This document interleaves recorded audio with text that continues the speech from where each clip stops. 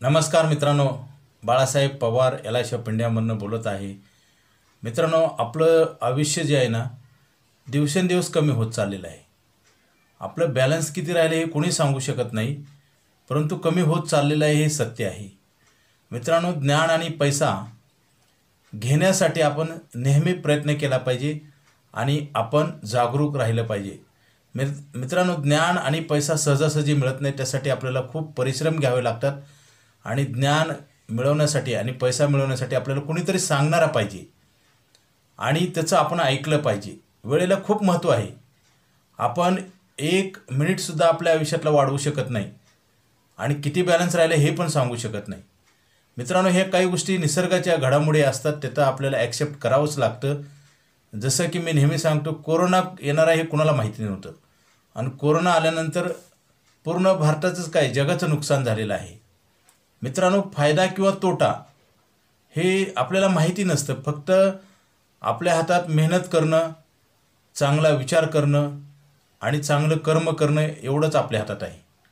कर्म आपल्या हातात आहे आणि कर्म श्रेष्ठ असतं। मित्रांनो, आपण रामायण महाभारतात आपण पाहिले, कर्म ही नेहमी श्रेष्ठ असतं आणि कर्म चांगलं करणं हे आपल्याच हातात आहे। जसं नेहमी म्हणतो, जात धर्म हे श्रेष्ठ नाही, फक्त कर्म श्रेष्ठ आहे। कुठल्याही जातीतला कुठल्याही धर्मातला माणूस कर्मानं मोठा बनू शकतो, हे आपण इतिहासामध्ये पाहतोय। मित्रांनो, कर्मात एवढी ताकद आहे, परंतु चांगलं कर्म करताना त्रास होतो, त्रास घेण्याची तयारी पाहिजे। आत्ताच्या कलियुगामध्ये प्रत्येक व्यक्तीला त्रास नको वाटतं आणि फळाची तर अपेक्षा असते। जसं बचत करायची नाही आणि पैसे तर पाहिजे असतात, असं होऊ शकत नाही।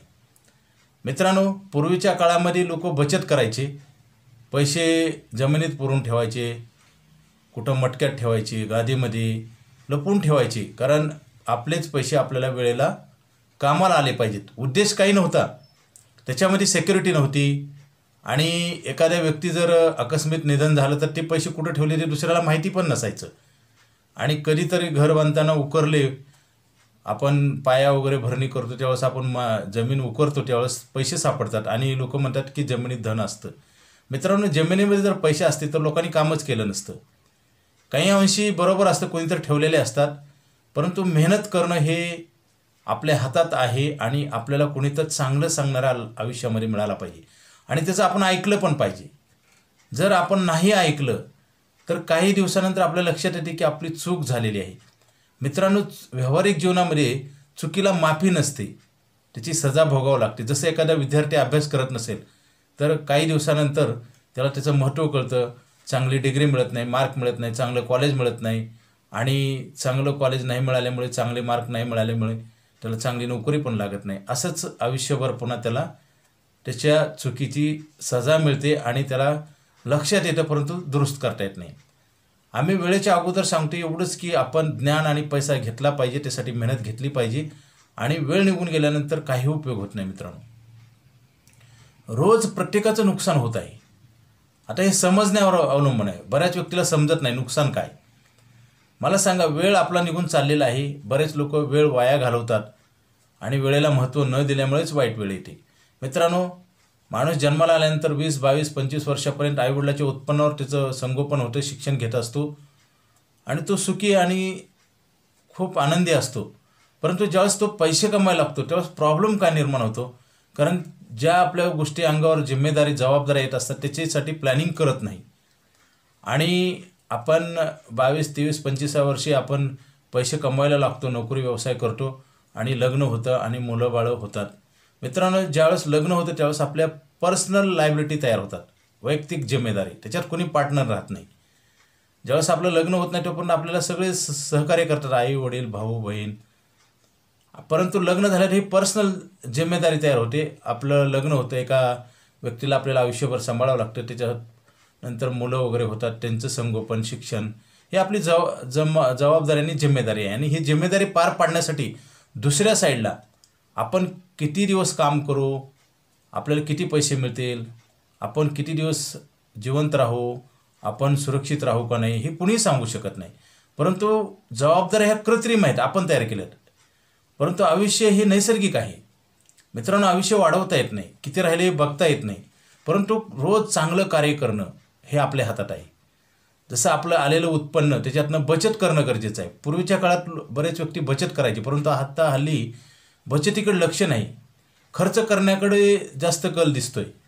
बरेच व्यक्ती कर्ज काढू करतात खर्च, मोबाईल घेणे, T V, two wheeler, four wheeler, अनेक गोष्टी, सोनं चांदी, टूरला पण लोक जाण्यासाठी फिरायला कर्ज काढतात. मित्रांनो, काढू नये असं नाही, परंतु आपण कमवलेलाच नसतो पैसा आणि त्याचे अगोदरच आपण ओझं करून ठेवतो आणि त्याच्या ओझ्याखाली आपण दबून जातो आणि आपल्याला कळायला लागतं त्यावेळेस सगळं वेळ निघून गेलेला असतो. मित्रांनो, आयुष्यात वेळ ही फार महत्त्वाची असते आणि मौल्यवान आहे, जे की पैशानं वेळ खरेदी करता येत नाही.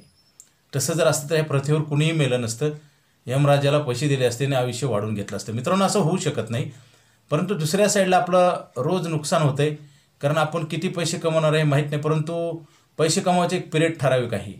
आपला पिरियड आहे 25 ते 60पर्यंत पैसे कमवतो. त्याच्यानंतरसुद्धा व्यवसाय आपला असेल तर आपण काम करू शकतो, परंतु पूर्व कार्यक्षमतेने काम करू शकत नाही, कारण इंद्रियाच्या पार्टची ताकद कमी होते, दिसायला कमी दिसतं आणि शरीराची ताकद, हात पाय डोळा हे शरीराचे पार्ट आहे ना ते कमजोर व्हायला लागतात. हे निसर्गाचा नियम आहे, तुमचा माझा नाही.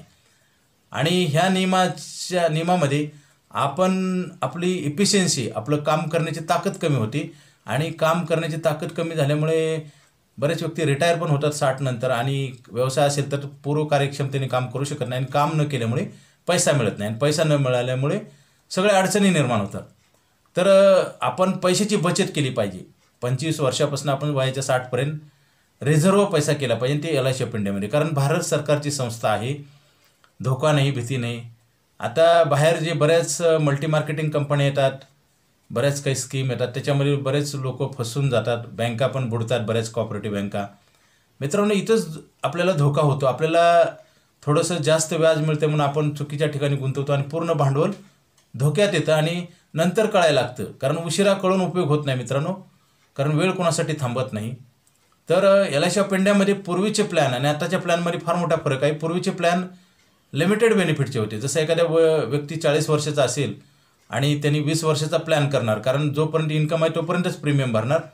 20 वर्ष त्याला इन्शुरन्स कवर मिळतं आणि 20 वर्षाचा बोनस मिळतो आणि वयाच्या 60व्या वर्षी मॅच्युरिटी पॉलिसी संपते. नंतर तो पॉलिसी पण काढू शकणार नाही, कारण तो वयामध्ये बसत नाही. प्लॅनचं जे वय असतं त्या वयामध्ये तो बसू शकत नाही आणि दुसरी गोष्ट त्याची हेल्थ चांगली नसल्यामुळे पॉलिसी मिळत नाही, किंवा तो पैसे इन्कम बंद झाल्यामुळे पैसे भरू शकत नसल्यामुळे तो पॉलिसी पण काढत नाही. परंतु मित्रांनो, हा प्रश्न फार मोठा होता, तो आता पूर्ण त्याच्यावर आपल्याला उत्तर मिळालेलं आहे. आता आपल्याला आयुष्यभर इन्कम देणारा प्लॅन आहे, आयुष्यभर इन्शुरन्स, आणि ते पण दरवर्षी इन्शुरन्स कवर वाढत असतं. पूर्वी असे प्लॅन नव्हते मित्रांनो. आता हे प्लॅन घेणं गरजेचं आहे, कारण काही कालानंतर आपण काम करू शकत नाही, परंतु खर्च चालूच राहतो. हा मोठा प्रश्न आहे आणि आपण सगळ्यावर ओझं होतो. उतार वयातली माणसं बोज प्रत्येक व्यक्ती समजला जातो त्याला, आणि हे असं आपल्याला ट्रीटमेंट पण स्वाभिमानाची मिळत नाही. आपल्याकडे पैसे नसल्यामुळे आपण काही करू शकत नाही, काम पण करता येत नाही, काम होत नाही. अशा कोंडीमध्ये माणूस सापडतो आणि त्याला कुठलाच मार्ग राहत नाही. आपल्याला स्वाभिमानाने जगता येत नाही, आपल्याला लाचारी पद्धतीने जीवन जगावं लागतं, काम करावं लागतं. ज्यावेळेस आपलं शरीर थकतं तरी पण आपल्याला मजबुरीनं काम करावं लागतं. हे प्रश्न निर्माण होतात हे पूर्वी लक्ष न दिल्यामुळे. आणि तुमचं असं होऊ नये म्हणून मी सांगतोय मित्रांनो, बचत करा. आपलं आलेलं उत्पन्न सगळं संपवण्यापेक्षा थोडीफार बचत करणं गरजेचं आहे. तेच बचत केल्यानंतर वाढून पैसा आपल्याला सपोर्ट करत असतो उतारवयामध्ये. कारण आपल्याला स्वाभिमानाने जगायचं असेल तर काही थोडाफार 10-20% इन्कमचा आपण बचत केली पाहिजे. LIC ऑफ इंडियामध्येच का ठेवायचं? कारण ही भारत सरकारची संस्था, इथं धोका नाही, भीती नाही आणि मोठ्या प्रमाणावर आपल्याला फायदा पण होतो आणि 1 वर्षानंतर आपल्याला पैसे वापरता येतात. लिक्विडिटी आहे. कुठल्याही प्रॉपर्टीमध्ये लिक्विडिटी नाही. सोनं, चांदी, घर, जागा, जमीन, आपल्याला पैसे ते कधी पण पाहिजे तेव्हाच ते यूज करता येत नाही, वापरता येत नाही. परंतु LICच्या पॉलिसीवर 1 वर्षानंतर आपल्याला लोन काढून, त्याला लोनला EMI नसतो, इंटरेस्ट रेट कमी असतो आणि आपल्याला ते पैसे यूज करता येतात. आणि दुसऱ्या साईडला जसं 5,000 रुपये भरले की आपण 10 लाखाचा बॉन्ड देतो, म्हणजे 10 लाखावर बोनस देतो, असं कुठेही होत नाही. बँकेमध्ये 5,000 भरले की 5,000वरच व्याज दिलं जातं, परंतु इथं आपल्याला 10 लाखाचा पेपर दिला जातो की पुढे भरलेले पैसे नसताना सुद्धा पुढच्या पैशाची आपण गॅरंटी देतो. हे फक्त LIC ऑफ इंडियाच देऊ शकतं, बाकी कोणी देत नाही. मित्रांनो, आपण बचत केली पाहिजे. आपलं दिवसेंदिवस आपलं पैसे कमवायचं वय कमी होत चाललेलं आहे. एक दिवस आपण पैसे कमवायचं बंद होतो आणि खर्च चालूच राहतो. मित्रांनो, रोज आपलं नुकसान होतं आहे. हे लक्षात येत नाही लवकर. कसं रोज नुकसान होतं की आपलं पैसे कमवायचं वय कमी होत चाललंय आणि पैसे वाढत नसतात, खर्च होऊन संपतात. जसं शेतकरी 1 किलो ज्वारी पेरतो आणि 100 किलो निघेल ही गॅरंटी नाही, ही आशा आहे, परंतु इथे गॅरंटेड बेनिफिट मिळतात. म्हणून तर आमची एक ॲडव्हर्टाईज होती, ना पिकाचा भरोसा ना पावसाचा भरोसा, परंतु LIC ऑफ इंडियाचा पैसे मिळायचा भरोसा आहे. म्हणजे आपण पुढचे पैसे लिहून देतो. मित्रांनो, आपल्या जिम्मेदारी आहे, आपल्या मुलांचं लग्न, शिक्षण, म्हातारपणाची सोय, हे सगळ्या गरजा आपल्या पूर्ण होतात. आत्ता आयुष्यावर पैसे देणारा प्लॅन आहे, लवकरात लवकर घ्या आणि 8% इंटरेस्ट देतो. मित्रांनो, बचत खात्यावर आपल्याला 3 ते 4% व्याज मिळतं. आपण 8% देतो आणि परत बोनस देतो आणि परत इन्शुरन्स कवर. मिळणारे पैसे टॅक्स फ्री असं होऊच शकत नाही. हा प्लॅन बंद होणार आहे. लवकरात लवकर घ्या.